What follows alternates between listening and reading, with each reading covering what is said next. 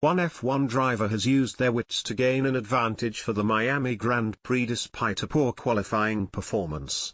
Miami hosts the second sprint race of the season, back-to-back alongside the Chinese Grand Prix Sprint. Read more: Hamilton hit with severe FIA penalty after clumsy Miami race. Max Verstappen achieved his second sprint race victory of the season, but wasn't the only driver to maximize their result. Daniel Ricciardo temporarily silenced his critics by finishing a season-best fourth ahead of Ferrari's Carlos Sainz. Read more: Ricciardo suffers major Miami setback amid F1 penalty woes. However, the Australian had a less successful qualifying session, making an early exit in Q1.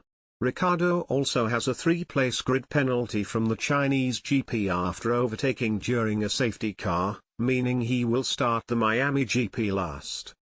The Aston Martins of Fernando Alonso and Lance Stroll also had a difficult qualifying. A little bit disappointed with qualifying for us. P15 in Q1, P15 in Q2, so I didn't have much pace today, Alonso said to Autosport. We made some setup changes since this morning. Looking at the time, they probably didn't work as expected and we are a little bit less competitive than normal. Despite the disappointing session, Alonso already has his eyes on the race tomorrow. Ted Kravitz noticed a clever trick the Spanish driver deployed to use qualifying to his advantage for the race tomorrow. Read more: F1 star causes red flag in huge Miami practice embarrassment.